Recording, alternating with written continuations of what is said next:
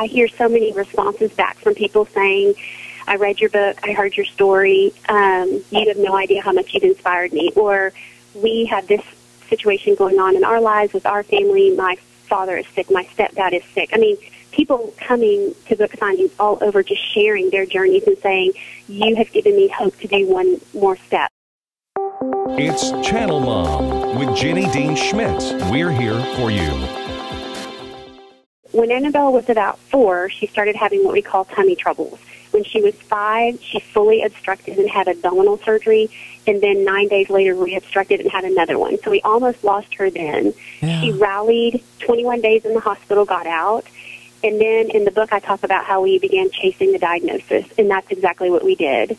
Annabel ultimately ended up diagnosed with 2 incurable digestive disorders, and they were horrific. She lived life on the couch in the fetal position with a heating pad on her stomach. Aww. Pain level usually anywhere between an 8 and 10 out of 10. Aww. She was on 10 medications. What did she say to you about her feelings about staying alive? Yeah, so when we went to Boston for one of her treatments, because we used to fly back and forth to Boston every 4 to 6 weeks to see the most amazing guru in pediatric gastroenterology, and so we would go see Dr. Samuel Nurko. And when we went to see Dr. Nurko the last time, they ended up hospitalizing her. When they got her, they were like, she's not good. She needs to be inpatient. Not expecting it. Annabel wasn't expecting it, although I think in a way she knew she wasn't doing well. Yeah. That was kind of the straw that broke it for Annabel.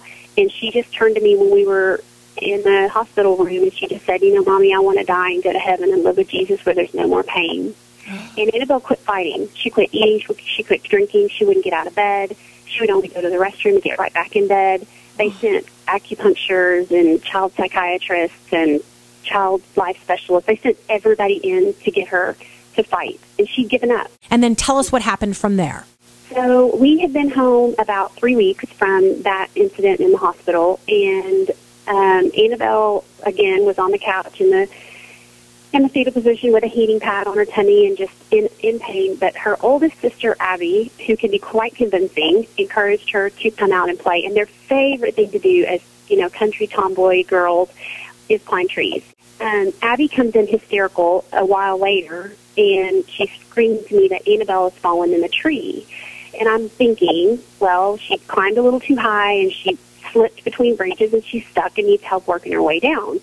Finally, reality hits, and Annabel had climbed up 30 feet in the air, was sitting on a branch with Abby, and the branch began to give way. And in order for Annabel to get down safely, she went inside what we thought was just, or she thought was just a little pocket, but it ended up being an entrance to the tree, and she fell inside that hole 30 feet and landed 30 feet down at the bottom at the base of a hollowed-out cottonwood tree on our property. This is Annabel, your daughter, talking about what she experienced when she fell to the bottom of a hollowed-out tree. Were you afraid while you were down here in the bottom of the tree?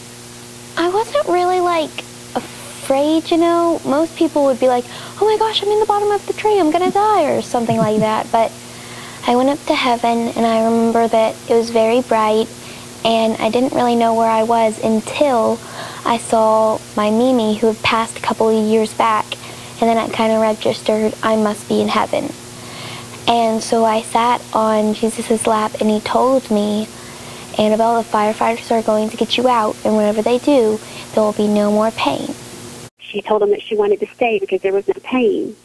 And he said to her, you know, I know you want to stay, but I have plans for you on earth that you cannot fulfill in heaven. And Annabel, the firefighters are going to get you out. And when they do, there will be nothing wrong with you. But you later found out that she thought, and she felt like Jesus was telling her something else. It wasn't just that she wasn't going to have injuries from the tree. It was bigger than that. It was way bigger than that. So after Annabel shares her heaven experience with me, we begin to notice that Annabel every day is just a little bit happier. She's a little bit more peaceful, well, a lot more peaceful, and she's playing, and she's eating, and she's drinking.